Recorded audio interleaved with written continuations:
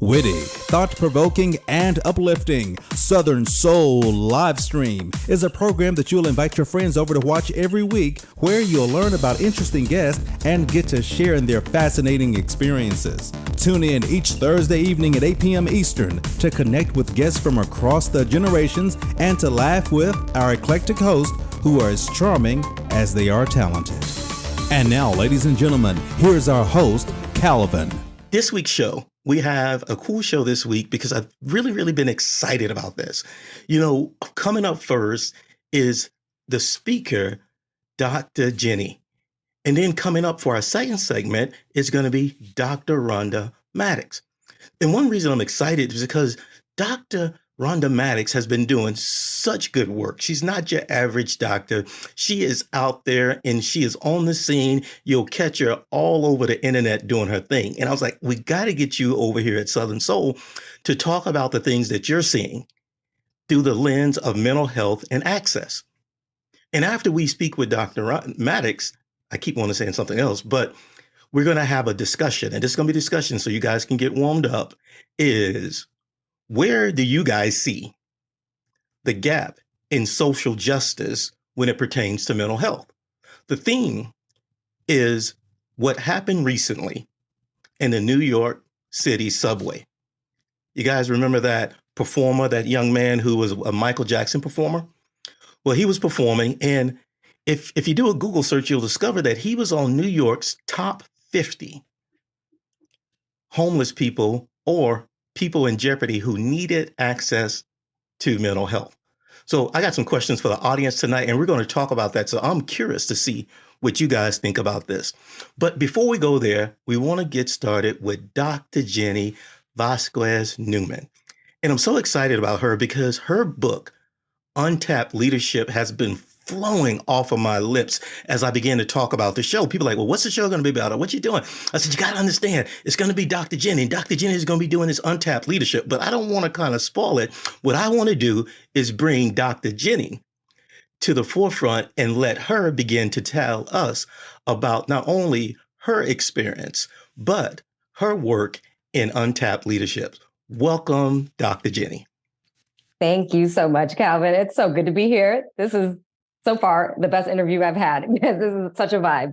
Awesome. Thank you. Well, before we get started, let's just start with introductions, right? Tell the people a little bit about you. We call it the origin story. Here at Soul Thursday, Southern Soul, we like to know where you come from, who your people, right? Tell us a little bit about who you are, where you come from, what you live in, and a few things that you're proud of. Yeah, absolutely. So, hi, everyone. It's so good to be here. I am originally from Southern California, born and raised in San Diego County. I'm now in LA, and actually am biracial. So my family is of Cuban descent. So they immigrated to the States actually during the Cuban Revolution in the 60s. So I am, first generation here in the States, and that Cuban background has been a big part of my story, and that immigrant story has been a big part of me.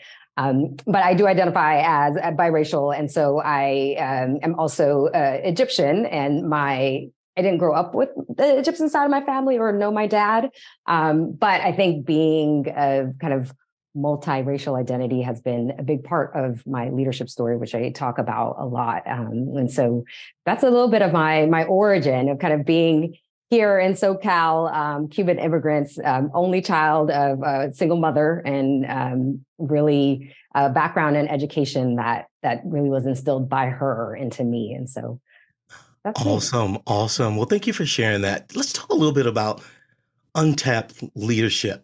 Can you tell us about your inspiration behind establishing Untapped Leaders in your book, Untapped Leadership? Yeah. So my background, as I mentioned, is in education. So I've worked for the last few decades in education in the nonprofit sector, also in higher education, and I've also done a lot of work around leadership development. So my most recent role has been as vice president of training and programs at a civic leadership institute. And that's where I kind of developed leadership programs, facilitated sessions, and did quite a bit of work here in the LA region for folks from high school to executives. And, I have to say, 2020 came around. It was a core shaking year for me, as it was, I think, for a lot of us. And on the heels of George Floyd's murder, I just really had this moment of reflecting of, how am I using my time and talent on this earth? And how have I been complicit and complacent in what I'm seeing happening? And so there was that moment, that kind of trigger moment for me, that made me realize that after doing all this work in leadership, after studying it in academia, facilitating it in practice, almost 100% of the material was developed by white men, like folks that just do not look like me, probably didn't have someone like me in mind when they were writing. It just didn't, it didn't have my perspectives as a Black woman, as a biracial woman. And so that's where the beginnings of Untapped Leadership, the book, started. So as I was working as a VP, I started writing and started just really researching and connecting with other, leaders of color on their strategies, their experiences, how they navigate spaces that haven't really been built by us or for us, and really thinking about the just ingenuity and skill that exists in doing that, and still like thriving and leading and being able to do that. And so that really was like the crux of it. I was trying to elbow some room in this leadership space because it still is very dominated by white men. And that's not the full story. And I think a lot of us here know that on the call, like, that is not the full story. And so Untapped Leaders as an organization, I honestly, as I was writing, I realized, well, I have to do something about this in the day-to-day. It can't just be this book, and it can't just be sitting on a shelf. There's a lot that we can activate through this work. And so that's where I shifted out of my prior role into launching Untapped Leaders as an organization, where we are a leadership development organization that centers marginalized perspectives, that really is grounded in those overlooked perspectives, because there's a lot of power there that I think hasn't been given its due light. And so that's been the journey. So it's been great. Awesome. I get excited when I hear your story, and I tell you why. Is anyone who's ever been in a leadership role in corporate or in as I call it, leading in white spaces, you begin to get this feeling, right? This feeling of, that you have these God-given talents, right? That you grew up through your community, that you may have developed in your church, and you're good at it. But when you begin to step in these spaces, let's call them these white spaces, you begin to realize that these gifts, these talents may not be valued or appreciated. And it gives you somewhat pause. Mm-hmm. I get excited because I love what you begin to call your book and your program, Untapped Leaders, because you begin to talk about, wait a minute. And I love leadership books, by the way. I love self-help books. Yeah. And then it hit me, what you said is true, is that the majority in business school of all of these books, let's just go ahead and say all of them, all books written by white men. So then you're like, wait a minute, how in the world could this be? There's just no way that leadership can be defined by one segment of the population. So I really enjoyed that. I got excited about it. Tell me this, as we're talking about your leadership development program, how do you incorporate DEI? And DEI, I think it's a cool word, but I've been hearing like some change in the tide, like, hey, it was cool, but now it's less cool. But tell us about how you incorporate DEI principles in your leadership development program. I mean, I think honestly, it's the core of the work. So it's not even an incorporation, it's the foundation of it. My work, I always say that I sit at the intersection of leadership development and DEI. But really what this is valuing, centering, amplifying, giving voice and credence to those perspectives, those DEI, quote unquote, DEI perspectives that should have been there from the jump. And so it really is, this idea that as we're kind of talking about leadership development from the Untapped Leaders perspective, I will always stand behind that, like where we experience kind of marginalization in any way, for a variety of our identities, a variety of our experiences, as you named, that actually gives us like an essential standpoint from which to lead from, because we're then better equipped to understand the nature of things, the nature of,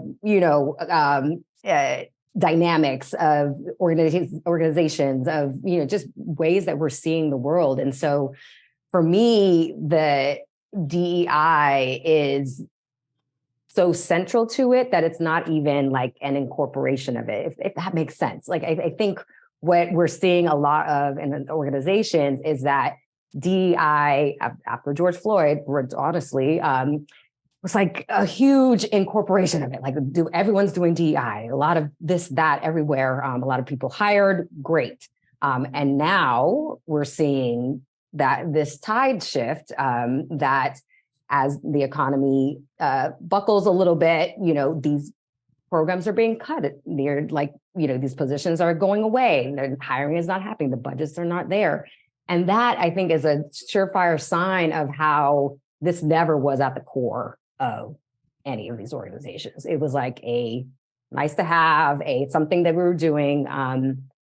And now I think organizations are going to suffer because they're just kind of letting these things go. And so I think the way I'm trying to approach this work, and maybe this quote unquote DEI work, is to come at it from this leadership standpoint, proving that those that have been, maybe enveloped into this DEI mechanism actually have the answers and the perspectives and the experience to lead these organizations. And so that's where I'm trying to like show. Awesome. Awesome. I remember, I think one of the first trainings I did, and it was like even before, it was a thing. I don't even know what they called it back then, but it was a male leadership program, and it was people of color. And I remember one of the questions they asked, hey, when you wake up in the morning, what is your first thought? Your first thought of identity. And I was surprised at some of the answers. Some of the guys are like, well, my first thought of identity is that I'm a very handsome man. I'm like, that's your first thought? And the other guy was like, well, I'm a dad and I'm a provider. I'm like, that's your first thought? Yeah. And then a few other people were like, I'm a Black man in America. And it began to really help me see how the range of when you first wake up, what's your first thought of identity. And I love the fact that even though the tide is changing, that you are not changing and that you are staying the course, because you know that, like you said, the answers a lot of times are in these people who have been marginalized. So thank you for sharing that. Right. I want to kind of just talk a little bit about your story, right? Your personal story as you identify as a biracial woman in a leadership space. How have you faced challenges, and how have you had to overcome such challenges? Yeah, I mean, I think for me, speaking candidly, like one of the biggest challenges that I reflect upon throughout my career is this battle with quote unquote imposter syndrome. I felt it quite a bit, even before I had that language when in school, like in high school, as early as those days, being in the honors and AP classes and not seeing maybe one other student that looked like me, but other than that, that was it.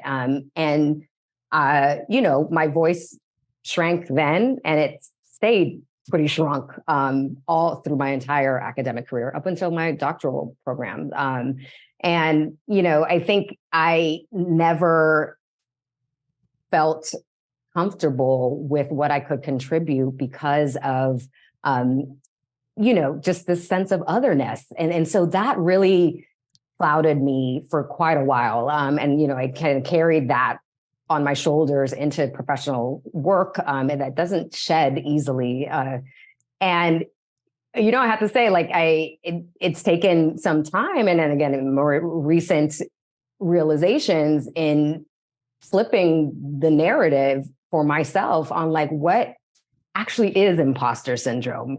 I don't actually think I'm the imposter. I think I'm just receiving messages from the environments I'm in that I'm an imposter, either implicit or explicit. It doesn't have to be like, anything malicious, but if I'm not seeing folks that I identify with, or, I'm all in this leadership space and I'm reading these books that are by people that I don't identify with, then that just kind of fueled it for me. And so I think that was really one of the biggest kind of challenges for me in sitting with my identities and like battling through that awareness to flip it back onto like the systems. It's not a personal deficit, it's a systemic deficit. And I'm giving myself grace for having felt this way for a while.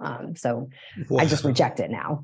I just reject it completely. Yeah. You have just given one of my favorite explanations or description of this term, imposter syndrome. I've never liked it. Yeah. Just coming from came, I'm like Dr. Mimi, I ain't no punk, right? I just, I just grew up with a certain type of grit and toughness, right? Mm-hmm. So, and then when I heard this term imposter syndrome, I'm like, I just couldn't really grab it, right? Yeah. But I like the way you describe it.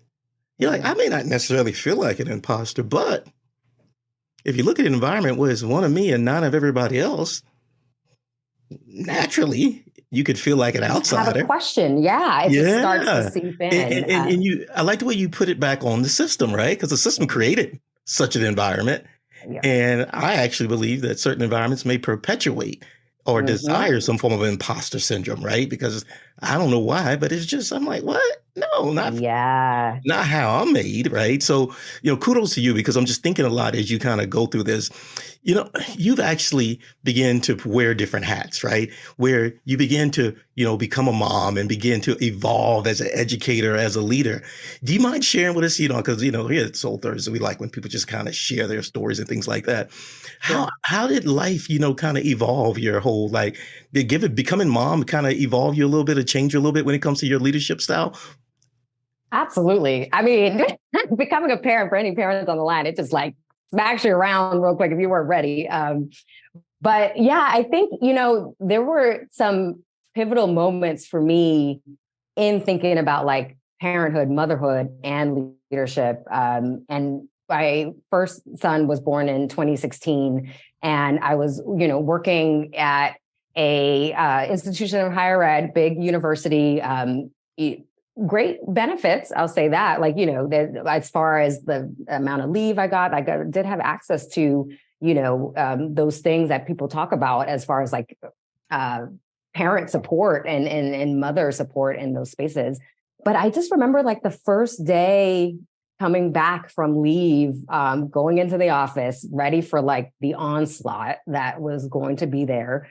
And wondering how does anyone actually do this? This is not, this was just not, it was too much. I just really thought yes, I have the health insurance, I have these benefits, but I didn't have a flexible workplace. I had to be there really late, had to navigate all the mental gymnastics, navigating interpersonal, relationships and power and dynamics. And I just felt so depleted at the end of the day, for a long time. And I think that just showed me that, there's a lot of things that are not working. I think the pandemic really exacerbated that for a lot of working parents. But I think that a lot of that was there beforehand. And I don't think that, again, kind of connecting back to leadership, and for me, what I did, I had to self-preserve. I got very adamant about boundaries and adamant about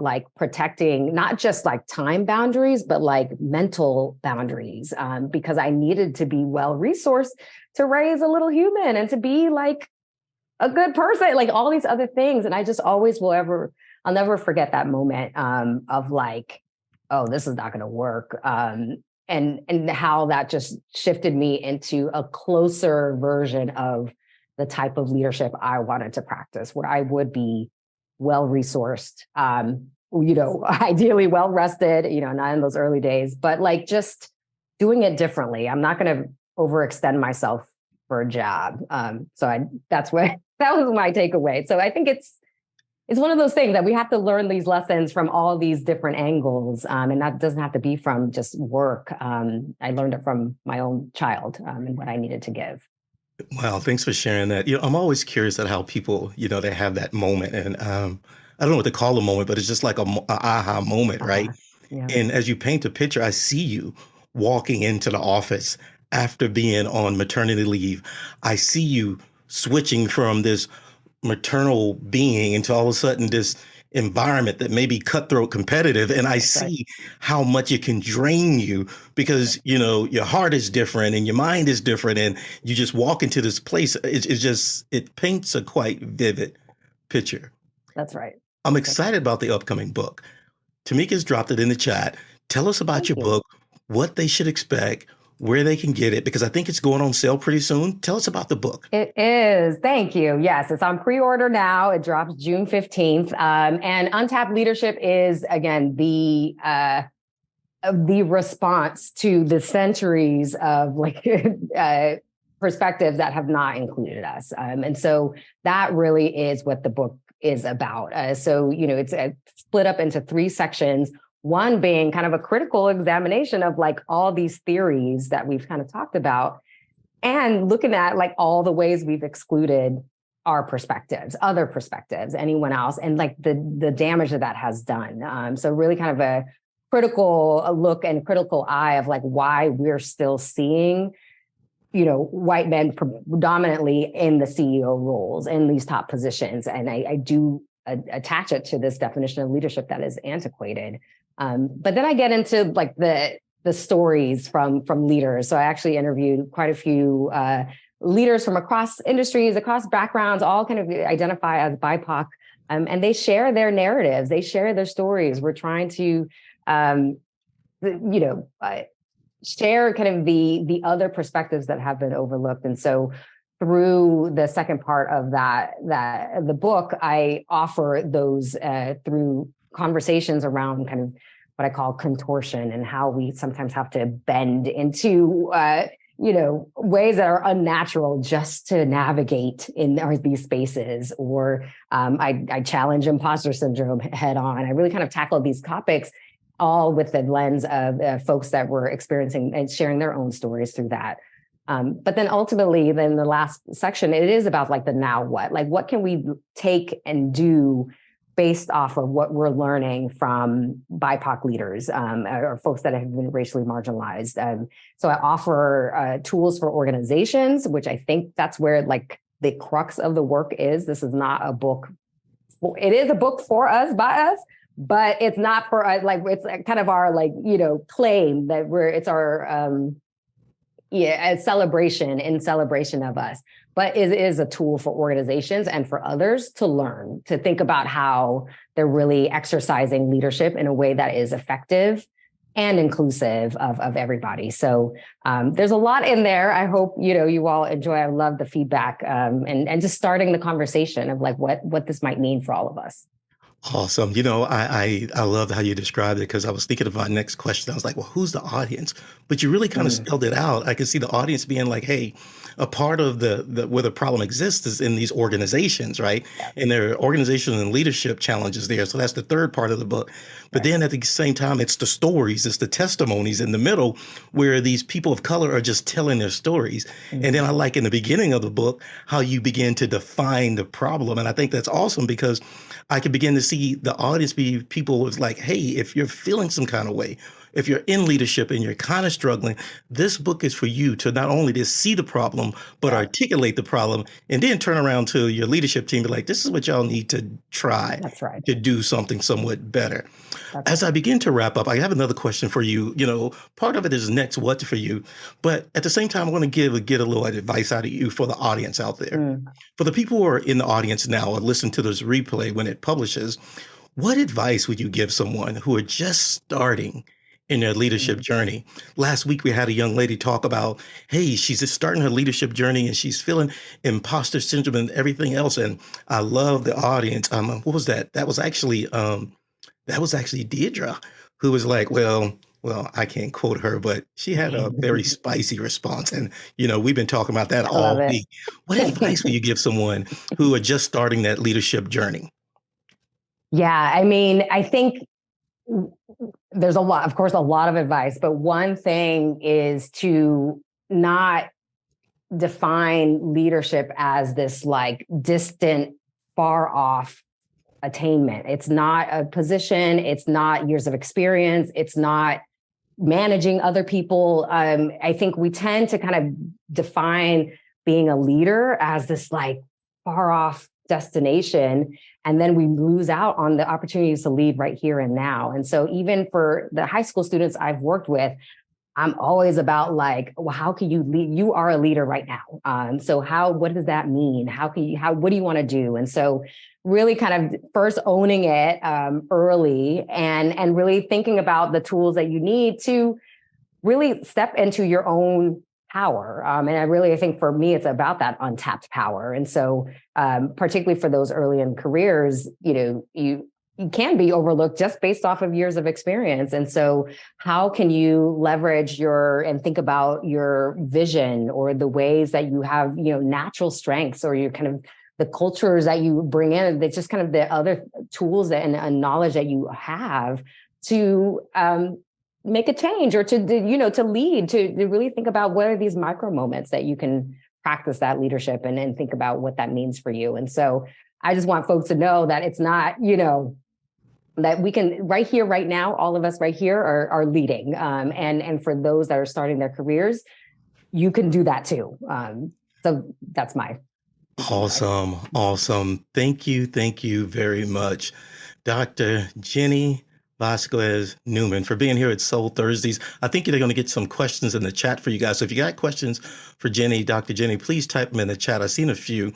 And what we're going to do is pause for a few minutes for a Soul Thursdays commercial break as a part of our new segment before we go to Dr. Rhonda Mattox. And I want to keep saying I have to read it each time. And here at Soul Thursdays, I want to let you guys know that all of the work we're doing is supported by probably that bug there, but supporters, volunteers like you.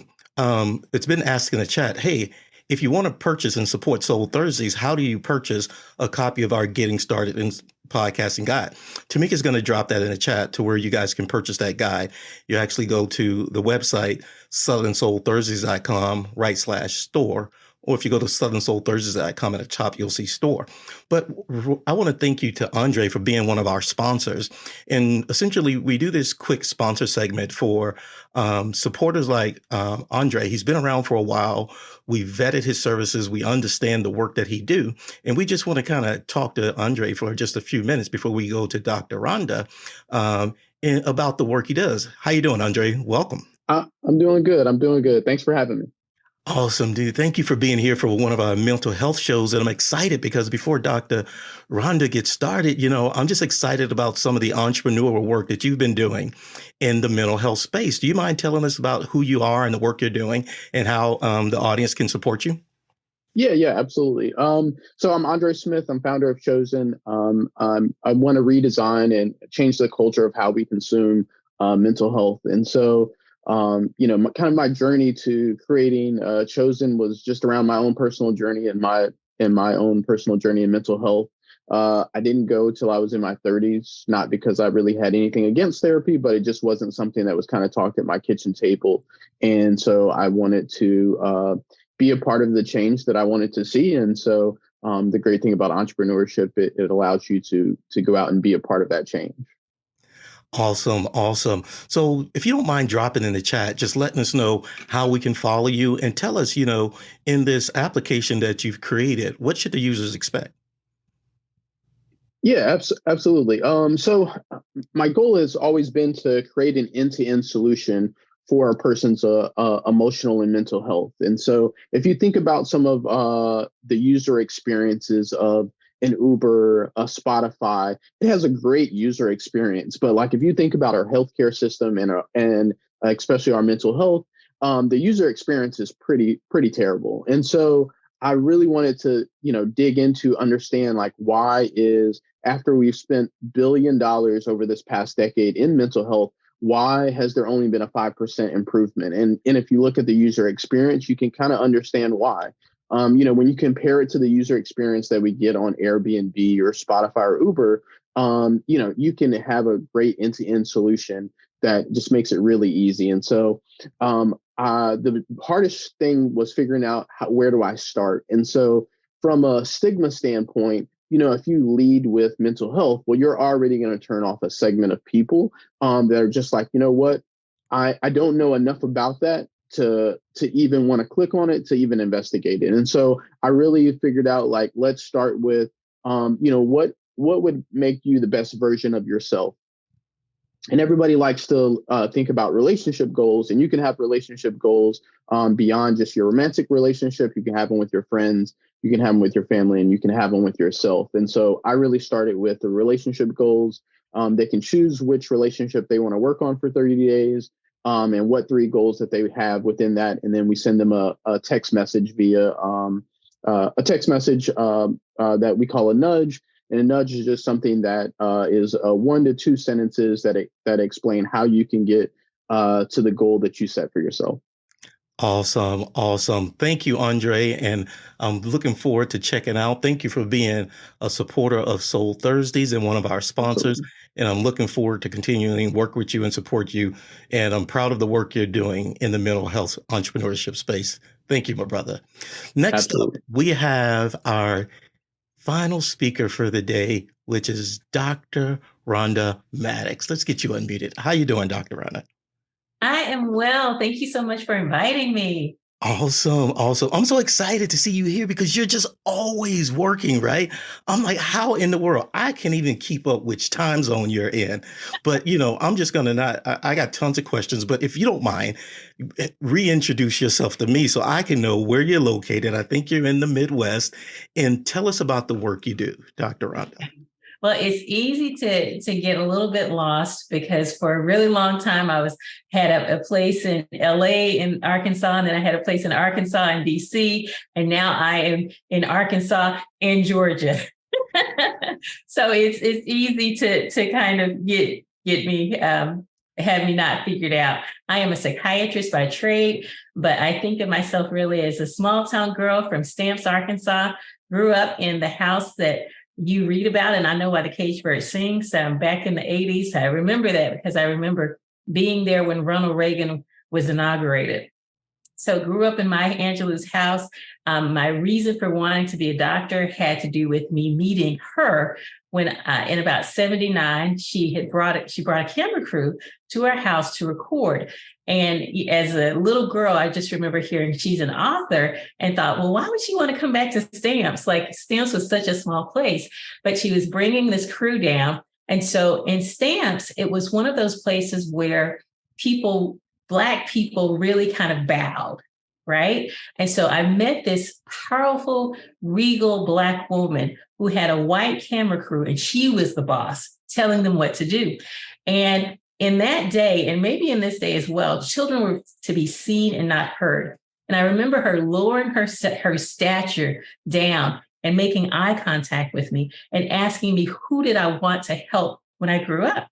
And most people ask, who do you want, what do you want to be when you grow up? But who do I want to help? And so she had all of these impatient looking people like, hurry up, hurry up, hurry up. And she didn't have a care in the world. She was looking me eyeball to eyeball. And while I don't remember what I said that day, what I do remember is she made me feel seen. And so fast forward 7 or 8 years later, when I finally read her book, and I realized this is the house that I grew up in that she's writing about. And when I got to the end of the book and I saw her beautiful brown face, and I saw that she was a doctor, I said, I want to be a doctor one day. Now, mind you, I didn't realize she was an honorary doctor. That may have changed the course of my career trajectory. But at that moment, to see that woman who was the boss of all of those people was a doctor, the ceiling shattered. And that was the day that I decided I wanted to be a doctor.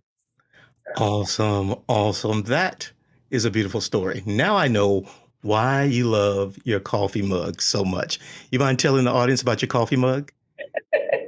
This is a coffee mug that was sent to me by Alicia Bontain Designs. I've never actually met Alicia. We spoke once in a chat room, and when she found out that I was from Arkansas and that I lived in Maya Angelou's home, she had done this Black Excellence cup, and she reached out to me and asked for my address, and I was like, And then she was like, okay, I'm not a weirdo. I wanted to gift you with something. And it has been one of the best gifts that I've received. And I really, really love it. I drink out of it frequently. As you know, you see me with it frequently.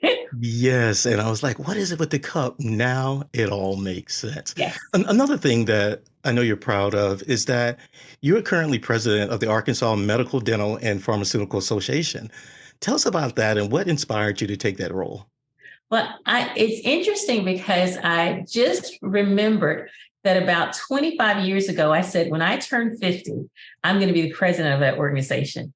And I forgot about that until literally probably about a month ago. And I was really in the business of just doing all that I could to destigmatize mental illness. And so when the opportunity kept coming up, they kept approaching me about it. And I was like, nope. Got stuff to do, da. And finally, I'm one of those people who I really believe in divine opportunities. And so the lady approached me again, and I said to her, I'm not going to do it, but I will find you someone who will. And if in the next year I can't find you someone who will, I will. Now, in my mind, that meant I wasn't, right? But I couldn't find anyone. And so I'm a person of my word. I value integrity. And I said, I will do it. Well, what I did not know, but God knew, was that there would be a pandemic. And all across the world, and especially in Arkansas, mental health would be the thing. And so there was no greater time for me to be leading this amazing organization, interprofessional organization of doctors, pharmacists, dentists, than the minute that I was leading and really addressing their mental health, the mental health needs of the providers. Because while everybody in the world was suffering, we were not immune to it, and really pouring into them and saying, we started meeting every Saturday. Do you know how tough it is to get doctors to come together every Saturday? We were meeting every Saturday virtually because we were scared just like you were. And it was my job really to say, we can do this.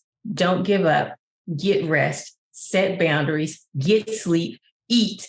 And I wasn't just saying that to them. I was saying it to myself as well. We got to practice what we preach. Wow, that's pretty cool. So it seems as though you kind of got grafted in, and as you would call it, divine purpose. Thank you for sharing that. With your work, you mentioned this non-stigmatizing or destigmatizing, the portrayal of mental health in popular media. So you've worked with Hollywood writers, producers, and I'm excited that you did that. But tell us about what that means. What stigmas are out there that you feel definitely need to be addressed? Well, I'll tell you, I grew up hearing from my mother in a Southern town, Black people don't have the luxury of being depressed. Black people can't call into work. You got to get up and go. It matters not what you feel like. And so I grew up hearing that mental health was not a real thing. And while I was in medical school, while I wanted to be a psychiatrist, here's the thing, like deep down, I didn't believe in psychiatry and I didn't believe in mental health, even though I said that's what I was doing. And it wasn't until my mother died that I suffered great depression. And I mean depression to where I was thinking about killing myself every day throughout the day. And I remember my dean said, hey, I think you came back too soon. I think you're depressed. And in my mind, it was like he had called me a crack whore, right? Like, what do you mean? But I wasn't brushing my teeth. I wasn't getting dressed. I wasn't going to class. I was thinking about killing myself every day. Classic case of what depression looks like, while I was in fact saying, I'm not depressed. What do you mean? So I didn't even know what depression was. And I remember him saying, I think you need to see someone. And so I'm smiling and I said, okay. But in my mind, I'm thinking, are you nuts? What? I have the Lord and that's all I need, right? And so he picked up the phone. He called a psychiatrist. Miracle. She answers the phone. Anybody who's ever tried to get a psychiatrist on the phone knows that's like, you don't do that. And then not only did she pick up the phone, but she said, I will see her today. Miracle number 2, you see a psychiatrist 2 or 3 months later. You don't see them the same day. And so I went to see her. And sure enough, I actually had depression, but I didn't believe in depression.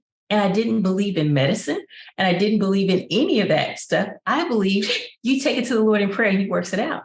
And so I really had to unlearn what I had learned my whole life. And I remember the lady saying to me, if what you are doing now is working, then keep doing it. Now, she knew darn well what I was doing right then was not working, or I wouldn't be seeing her. But I had a lot on the line because I couldn't concentrate. I couldn't do this. Didn't have the energy.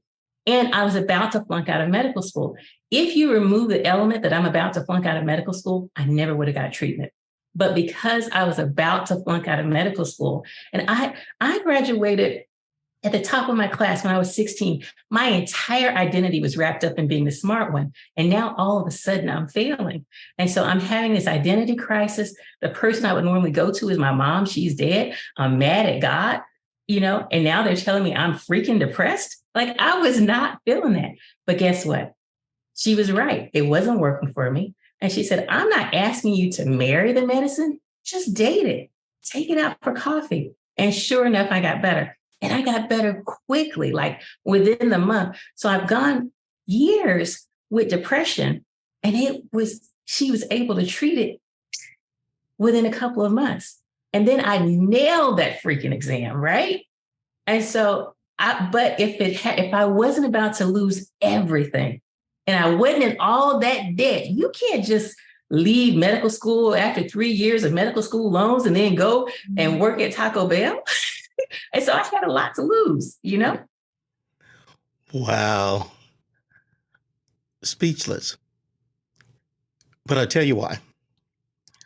I've often wondered, being an advocate for mental health, and when I talk to people and I see what I can only describe as a mental block, I said, well, it's okay. It's mental health. And then I see this mental block. And I often wonder, I'm like, I wonder what they're thinking. I wonder what's blocking the information for getting to them. Your story is a story that's so crystal clear. It paints the picture. You had a lot of reasons, right?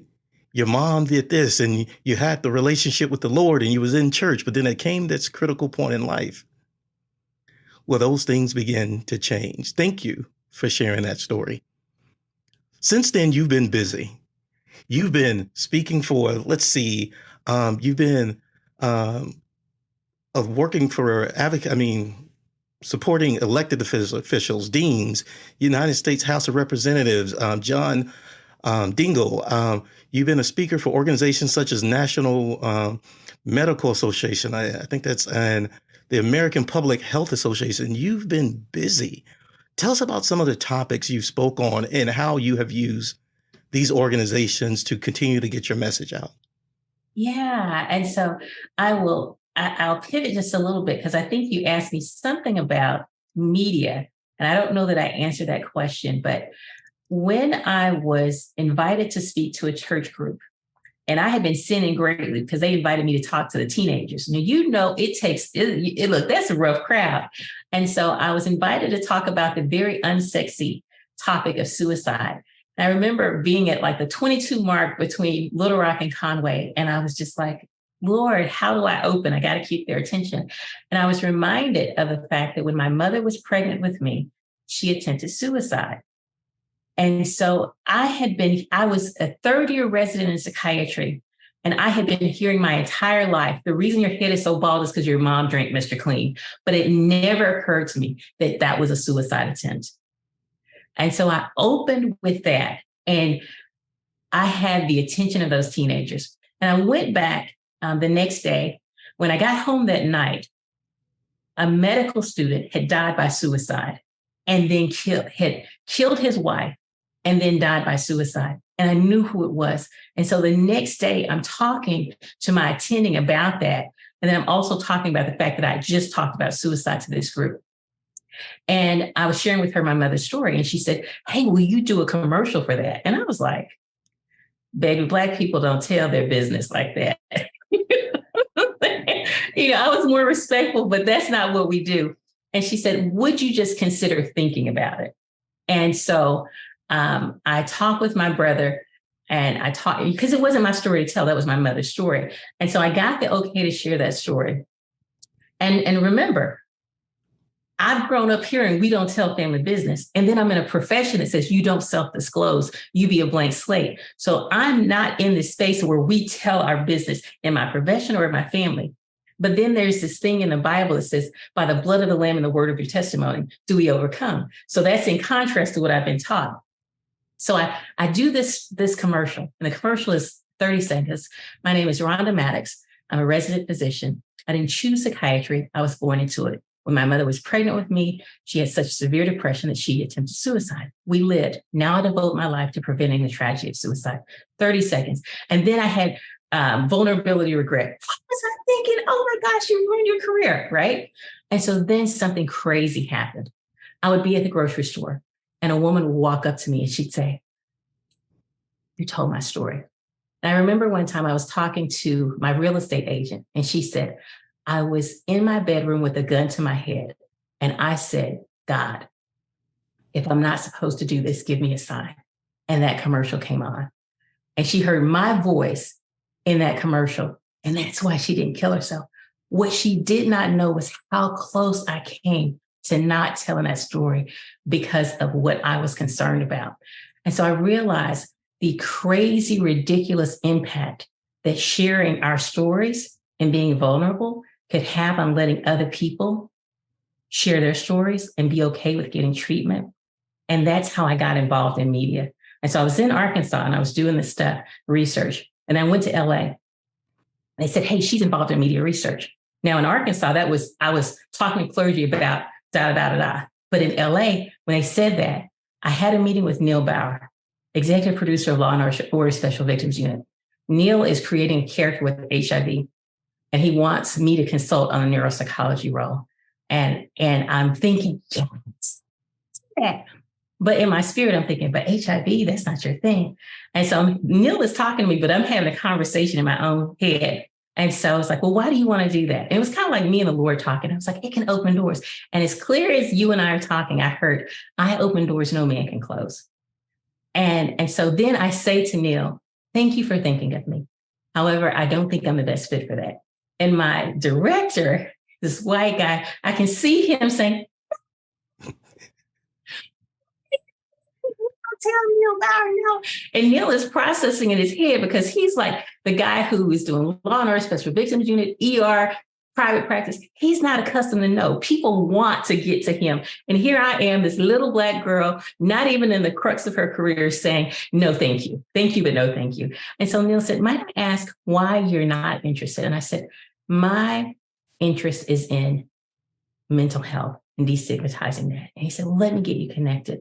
So that no to him on something that I was honored he thought of me, but I wasn't interested, opened up so many opportunities. And let me just tell you, I have a non-disclosure right now, but I'm working with a studio that is crazy wicked around some stuff that all the fellows in here would be really impressed with. And I've had an opportunity through that one encounter to work on shows like ER, Brothers and Sisters, 90210, and really change the world's perception around mental health. And if you guys are old enough, you remember the movie Philadelphia and what Philadelphia did for our perception with HIV, and what I get to do as it relates to changing how the world sees people who are living with mental illness, and that you can do it successfully. Because it's not them, which is what we think, it's all of us. Awesome. Awesome. What a beautiful story of getting into media and staying in the media. And I love that no, because you were staying to your course, right? You were like, yeah, I could do that and fake it, but that's not my calling. And I wanted to, but it just was not. It just wouldn't have worked. It wouldn't have worked. Awesome. Well, I love that story because I know when I see you like all over the internet and everything, I'm like, what? How did she go from that? Because it's a whole different career path, and then, and I was like, and then she's so down to earth, right? So I love your story because it begins to paint that picture of being yourself and doing your own thing. And those things begin to happen. Thank you for sharing that. Tell us this. you actually have a podcast that you host. I guess it's mostly Facebook Live, and it's entitled I'm Not Crazy, but tell us about that. Tell us about that and how we can follow you. Tamika's going to drop it in the chat. How can we catch you online live to follow your show, I'm Not Crazy, but? So whenever, as a psychiatrist, I'm asking people about their most intimate details. I'm asking, have you ever heard voices that other people can't hear? Have you seen things that other people can't see? I'm asking all of these questions, right? Tell me about your anxiety. Tell me about your mood. And so they are processing in their mind. And I can see like their computer's working. I tell her this, she's going to think I'm crazy, right? And so some of them will actually lead with, I'm not crazy, but I have been seeing stuff out of the corner of my eye. And so I would have all of these conversations with these people who present well. Many of them presented well. They presented good-looking guys, good-looking gals, doing great stuff, smoking a little reefer. And let me just tell you, reefer, I don't care what they're telling you in the news, that THC level they have is causing psychosis and suicidal ideation. So these folks are saying, I just smoke weed, that's it. And baby, it causes some problems. So getting psychotic, getting suicidal, all this stuff. And they say to me these words, I'm not crazy, but. And so I heard that so many times. And for the first part of my career, I was talking about why you shouldn't say crazy. Well, I just embraced it. It was kind of like how the Black community embraced the N-word after a while. It's like, if this is what the world is saying, let me talk to them on their level. And I remember this lady, she came from a really prominent family from a really, really prominent family. And so I've been seeing her for about 5 years and I was giving her my best, and my patients get better in 3 to 6 months, but I've been seeing her for 5 years and she was not better. And so I asked her, are you taking your medicine? Yes. And I said, are you sure? Yes. And I picked up the phone, I called the pharmacy. And sure enough, they said she hadn't picked up that medicine in months. And so I said, I love you, but I'm going to tell you something. You chasing your husband around the yard with an axe. Your husband is an attorney. His family is da-da-da-da-da, And she said, I said, you're going to tell those people I did this because I have bipolar disorder. And then you're going to think you're going to get off because you have bipolar disorder. And then they're going to call me. And I'm going to say that each and every time I offer you medicine, I told you what the risks of you not taking those medicines were, including suicidal ideations and homicidal ideations. And with foreknowledge and thought, you chose not to take that medicine. And I'm going to tell them to prosecute you to the fullest extent of the law and then give you your medicine at the highest dose. She said, that's the medicine you would. I said, yes, I would. And yes, I already have. And so 1 month later, she came back to me and she was just great. And she said, Dr. Mattox, it only took you 5 years to get me better. I said, no, darling, it only took you 5 years to listen to me. It took you 1 month to get better. So that whole, I'm not crazy, but, and so she said to me, I said, why don't you want to take your medicine? And she said to me, I don't want people to think I'm crazy. I said, baby girl, you running around the yard chasing your husband with an axe. People know you crazy. Take your medicine and give them something to think about. Okay. Let them have to wonder if you're crazy or not. So in answer to your question, you can find me on blackdoctor.org on Facebook. I'm Not Crazy. It's about all the stuff you guys are talking about on the back porch, in your houses that you don't say in open company. We talk about it in open company and we talk about it the way you talk about it. Okay. Also, OMG. I love it. I am here for it. It is amazing how you were able to reach her. I was actually talking to a therapist, and I think we were talking about, it was actually Dr.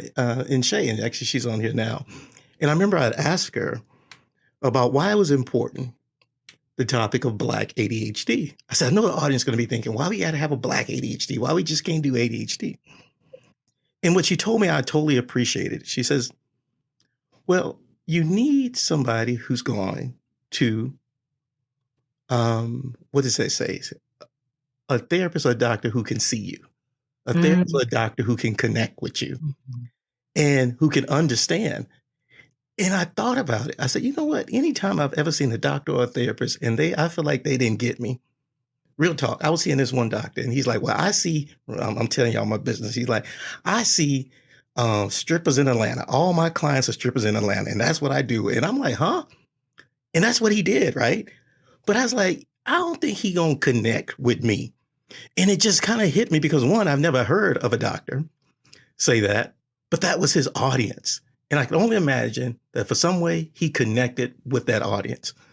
But it's connecting with me, who was a brother who see life like this and do things like this and very intellectual in this. And I was like, yeah, he doesn't really connect with me. And it was an interesting story. But Dr. Inashe, welcome. Thank you for being here. And I'm glad you're here because I was just thinking about you. Last question. And then what we're going to do is we're going to pivot. Your question about ADHD. Go ahead. What was your thing about ADHD? Did you make a point? I didn't finish. I want to hear this. That was good. Well, she's here and she can probably, I'm going to bring her on and kind of speak for her later because I don't want to chop up her words. But essentially the core thing is it's important for you to have a therapist that relates to you or understands you. She, by hand, is ADHD coach. And essentially, she begins to realize that there were not a lot of representation when it comes to ADHD. As a topic we'll talk about is there were, young white boys falling out their chairs, but not necessarily Black women, not even white women, right? A lot of people, women would be moms before they even discover that they had ADHD because they would see it in their children. So she talked about the ability to relate and connect with your audience, or in this case, your patients. And I really, really began to feel that because in the work she does as ADHD coach, it allows her to understand and connect with her audience. So that's the story. But you got to bring it up because I want to meet her. I love it. Oh, you want to meet her? Well, she is here tonight, and we're definitely going to connect you. And Inashe, if you don't mind holding tight, we'll give you a microphone shortly. So we want to do a few things before we go to the audience. The audience, you got a unique segment tonight. On the topic of mental health and social justice, what we're going to do is give the audience a chance to participate. I just put in a chat an article to a New York Post article. And it describes what recently happened to a young man by the name of Jordan Neely. He was on the top 50 list of homeless people with urgent need for help before his subway demise. So be thinking about that as I wrap up question with Dr. Rhonda.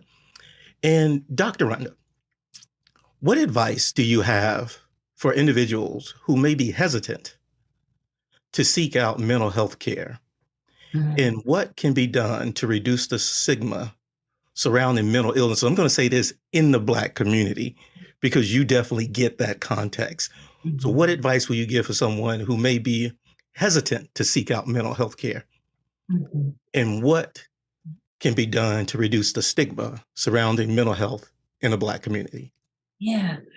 And so I think of it as, think about investing in yourself and investing in your future, because many of the strategies that we learned in our childhood that served us well no longer serve us. And so having a person, you can't get healed in an environment that hurt you. And that's what we many times try to do. We try to get healed by the folks that hurt us. And so stepping out and having a fresh set of eyes. And I strongly encourage people to go to like Therapists for Black Girls or psychology directories where you can see the pictures and the bios of the individuals so that you can see what resonates with you. And you can type in what your insurance is and your zip code, and you can see pictures and they'll have who their audiences are. And you can choose from that. But I would say, understand that you're not marrying them. If you take them out for therapy for 4 sessions and it doesn't work out, go somewhere else, but you are investing in your future, because many times when we don't get the help that we need, we try to numb it with food, liquor, drugs, and that is a short-term fix that then bounces back like a rattlesnake, right? And poisons you. So do the hard work early so that you can live off the fruit of your labor later. And as it relates to what can we do, I love me some Arthur Ashe, the tennis Olympian, gold star medal, block and block, Wimbledon winner long ago, who said, use what you have, start where you are, and do what you can. Many times we think, oh, this is so big, somebody needs to do something. And I say to you, turn to your left, turn to your right, and look at your neighbor like the people at church and say, you are somebody in your best Jesse Jackson voice. Listen, start where you are.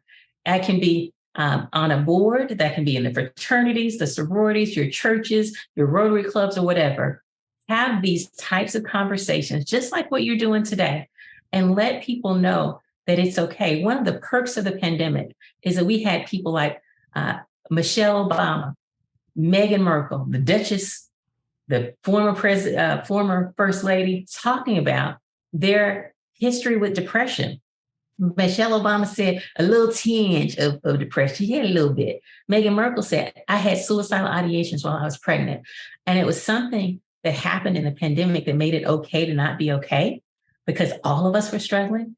And so after you're well, don't be like the woman with the issue of blood who was just happy to get her healing and go on. But she got outed. And then decades, centuries later, we're still talking about the woman who grabbed the hem of his garment and then got whole. But because of that, and because we can read her story, we know that we may be bleeding as well, but we can get whole. And Jerry Simmons, I see your quote, and it's Arthur Ashe. Oh, is that? I don't know if that's the one you talk about, but Arthur Ashe says, start where you are, use what you have, do what you can. And that means basically start in your little space and do what you can. Marvin Gaye, when he saw everything that was going on in the 60s and 70s, he wrote a song, What's Going On? His platform was his music, and he used his music to do what he did and get everybody to talking about it. So if you are an artist, paint. If you are a creative, put some phrase on your shirts or whatever. But wherever it is, whatever your platform is, use that to get people to talking and thinking. And you don't have to have all the answers, but get the discussion going, and even if it's uncomfortable. Did I answer your question? Awesome. Yes, you did. Thank you, Dr. Rhonda Mattox, for sharing your story, your inspiration, the story of why you love that cup so much. Thank you for being a joy. Thank you for sharing your story. And, here at Soul Thursdays, we definitely take vulnerability as a part of saying we create a safe space that allow people to be vulnerable. Thank you for accepting that invitation to the safe space. Thank you for accepting the invitation and sharing with us your story that not only has touched people, but continues to touch people. And what I want to do now is kind of pause for a few seconds before we lose you and just kind of get some questions. And Dr. Jenny is still here. So Dr. Jenny, if you want to, come back online, what we want to do is take some questions from the audience. At the same time, we have Enisha Colsey. And if you're able to unmute yourself, I would love to kind of hear your thoughts as we transition about the ADHD topic as our ADHD coach here at Southern Soul. Let's see here, add to the spotlight. Let's see. There you are. Enisha, how you doing? I'm good. Add you to the spotlight. I didn't even know you were going to be here, and you camera ready, girl. You bad. No, I'm not camera ready, but I didn't come. I just came to hang out, but you know how much I love to talk. And we started talking about ADHD and mental health. I'm always here for it. Awesome. Well, I just got one question for you. When you were on the show a few weeks ago, and it was an awesome show. I mean, people are still here tonight from that show. But you and I were talking about the concept, and you may recall the question where we were talking about the importance of ADHD in the Black community and your experience when you walked into an association and you were the only person of color.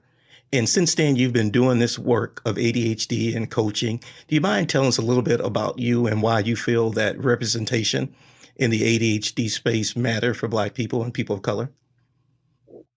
I think representation matters in all spaces, but in particular in the space of ADHD.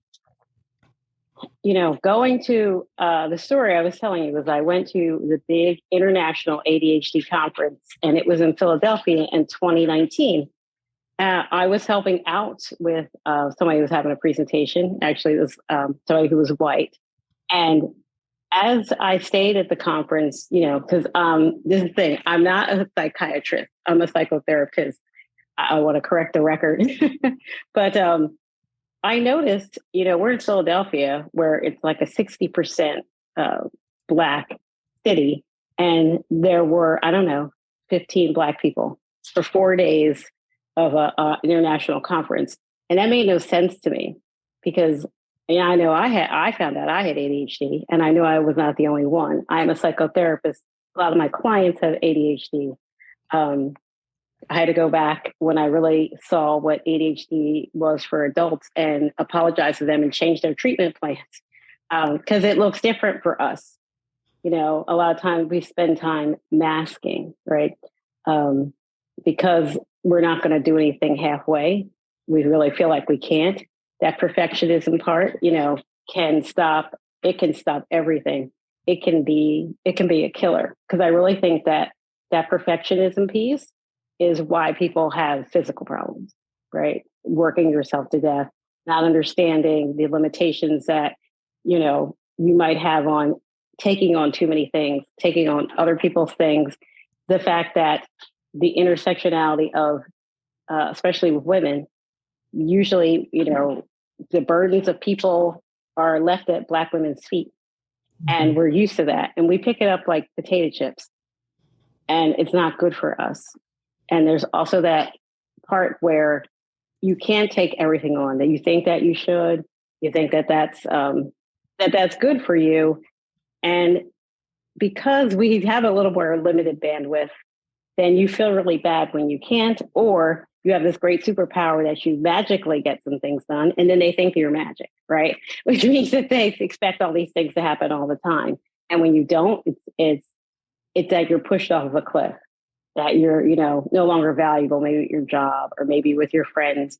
And so the representation of that is the fact that it's going to show up differently for me. There's just been a study that, anxiety shows up as anger for Black women, but, we walk into a room and they think we're angry, right? So, all of that compounded with the fact that the executive functioning, which is what ADHD is. So I'm going to maybe process a little slower. I'm going to have to really think about being on time. That's like my big thing, trying to be on time for something to take all of the energy I have. And other people don't have that. Mm-hmm. But when you're Black, if you show up somewhere, then they've already expected you to be late. And how that makes you feel and how it stops you from being like a part of the team and how that can then impact every aspect of your life. You can't always explain that to somebody who doesn't understand what it would be like to be a Black person in your shoes, because that's why a lot of times there is that misconception of where it's just depression or it's just anxiety or you're making that up.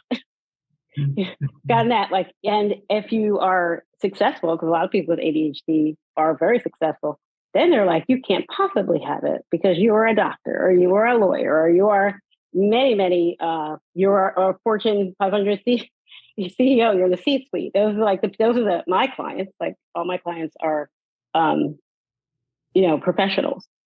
And most of them have been told at some point, you cannot have ADHD. They just don't believe it. Mm-hmm. And can you imagine going into a physician's office and having them say that? I was telling you a story of a friend of mine. She is a psychiatrist, but I think she was in her residency.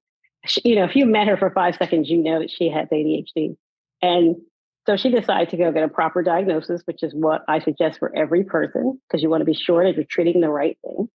And so she went in to get a diagnosis, and the white doctor looked at her and said, you have narcissistic personality disorder. And so she said, because you think you can do things. She's in her residency. She's doing things. This is what he put on her. And she was just like devastated. She dropped out for a semester. Thank goodness she, realized that she didn't have to take that on. But those are the things that happen. And so many times that all of my clients come to me generally and say that there's no way I can have these conversations with somebody who just won't understand. the shorthand we have is the reason why I'm successful with my clients, because I can hear them. I can hear the pain that they have. I can be with that. And then we can also talk about the resilience that they have to be successful with ADHD, and then fill in that middle part to, the parts that are holding you back, we'll take care of that. And the parts that are really bolstering you up, we're going to take those and use those to make your life great. Awesome. So the representation part is the part that allows people to be seen to get to that. Awesome. Thank you. Thank you for being here tonight, dropping in and sharing with us yet more wisdom. Back to the audience, another commercial break. What questions do we have for the audience? Tamika, I think there's a few questions in there. I know Dr. Kit wanted to make sure she got access to buy that Getting Started in Podcasting book, and make sure you drop that in the chat. But let's see, Tamika, what questions do you have from the chat? Actually, there hasn't been a specific question yet. Just a lot of people who have been really appreciative of all the information that both of you have shared. I think people have felt seen. So I'm looking to see if we have anything in there. Yeah. Okay, well, no questions. Well, we'll give you guys another 30, 60 seconds to come to questions while I wrap up. Dr. Jenny, what do you think? I mean, it's been a conversation with Dr. Rhonda Mattox, Dr. Jenny. What do you think, Dr. Jenny? Were you kind of soaking it in too? Because I was just soaking it in. Completely. I try not to talk too much. I'm like, it's my show. I talk every week. But man, both of you ladies, I was just want to just jump in there and have a whole conversation. What do you think, Dr. Jenny? I mean, I'm struck by, thank you, Dr. Mattox, for sharing your story and just the impact of storytelling. I think that I'm always left with it hitting like deeper than I expected. And so I appreciate this conversation and this opportunity just to be in this space. Awesome. And I see from Dr. Kidd and all this, she says, Dr. Mattox, you are a blessing to many with your story. Dr. Jenny, I look forward to your book, Blessings and Grace to you both for sharing. You have truly preached sermons to the rest of the world this evening. Thank you for you guys. So we're going to pivot. If we don't have any questions for the audience, for the speakers, then I'll give Dr. Rhonda a chance to kind of wrap up. Any final thoughts, Dr. Rhonda? Anything you wanted to say, didn't get a chance to say? I will say I so enjoyed what you had to say, Dr. Jenny, as you were talking. My mind went back to in the earlier, I think we had 3% Blacks in medicine in the early 1900s, and now we have, if you round up 6%, and while we make up, just a little less than 20% of the population, we're so few. But when you look at the literature, Black babies are dying at 3 times the rate as whites. But when they're taken care of by Black doctors, they live longer. Even if it's a complex case, they live longer. When you have Black patients who have HIV and, they're dying at 6 to 14 times higher rates than whites. But if they're taken care of by Black doctors, they get treatment earlier, they get the right treatment. And so representation matters.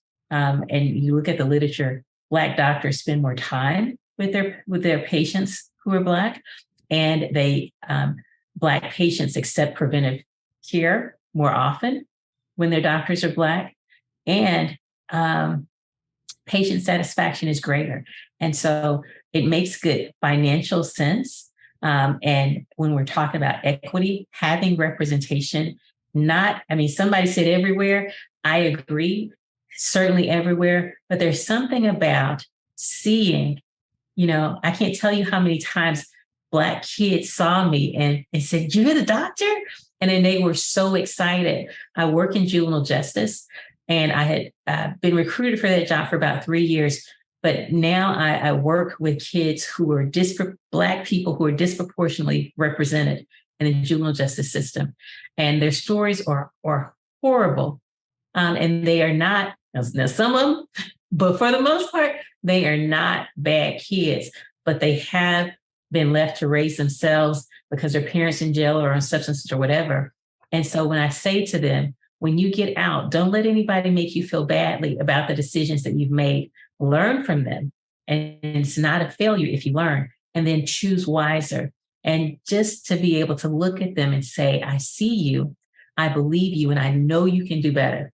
Because somebody cut Michael Jordan from the team. I don't want to be the person to cut Michael Jordan from the team. Even if you 5'2" and you say you want to be an NBA player, I'm like, go ahead, buddy. But you got to get through high school first, because I don't know if they recruit from the GED list, right? So let's get you. So I'm just going to use it to get you through high school. So family, as I'm, wrapping this up, what I'm going to say is, don't you pour water on anybody's dreams. Be the person who kneels down and looks in the little girl or the little boy's eyes and see them and tell them they can do it. That's it. And if you see a mother who's struggling with her kids and you talking about what time she's coming home, you talk about it if you need to. I don't see why you do. But make sure that you're talking to those babies and talking to them like they have good sense and like they're future kings and queens, because they are. Thank you, Calvin, for this opportunity. I so appreciate this platform and what you're doing with us. Awesome. Awesome. Thank you, Dr. Rhonda Mattox. Thank you, Dr. Jenny. There is a question in the chat as we wrap up. Next up, we got K Boogie, the real K Boogie, for 15 minutes of funk. Feel free to go if you got to go. One question that I love from the chat that I would love, just have some community dialogue around since we ran out of time. And I love what Jerry asked. He says, how can we intentionally interview therapists to find the right one? Well, I tell you one of my jokes, I'm going to let the doctors speak before they leave. But one thing I enjoyed is that I know I was talking to a therapist and I remember this one brother, because at first I was going for a black man. I'm like, I think I'm going to try a black man. I just want to see if I can relate to the brother. And he told me something and I know he knew it right and he meant right. And he, I'm pretty sure his research or whatever was on. He said, but I don't know if you should trust that intuition. Now, you must understand I'm a country boy. Now, my intuition is all I got. And when he told me don't trust my intuition, I was like, man, I'm about to get a new doctor. Now, I'm sure he was right, but I didn't feel like he was right for me that day. Now, that's my take. When he told me that, I was over. But anyway, that's just my opinion. I'm going to leave it to Dr. Rhonda. If Dr. Rhonda, you want to correct me at all or try to attempt that question, how do you intentionally interview a therapist and know that they're right for you? One thing that we have now that we didn't have back when I was first getting a psychiatrist, I have a Black psychiatrist, but we have social media. And so you can follow people's Instagram, their Twitter accounts, and see, is this person, is this my person or not? Get a good feel, therapy for Black girls. Like I said, Therapists for Black Girls, you can go over there. I frequently ask, I say, talk to your primary care doctor and say, hey, have you done this? You can go to Black Psychiatrists of America. You can just type in Black Psychiatrists of wherever you are, Black Therapist of wherever you are, and names will start popping up. And then you search them out like you would if you were going to buy a car. You go buy a car, you wouldn't just go into the first car, you comparison shop. Check out our vitals. Check out, what people are saying. If 17 people say that doctor is a jackass, then maybe you don't want to go to him. I love it. I love it. And she cleaned me up, but she let y'all know she from the Midwest at the same time. Because, I'm from Texas. She from Arkansas. And that's just the way we flow. Appreciate your honesty. I also like the way Dr. Mattox, you described it as how you said you ain't got to marry them. You can date them, right? And I remember when I first got started, I felt like I needed to be with that one therapist forever, right? And I don't know why. That made no sense to me. It was just whatever. But I love the way you describe it. You can just check them out.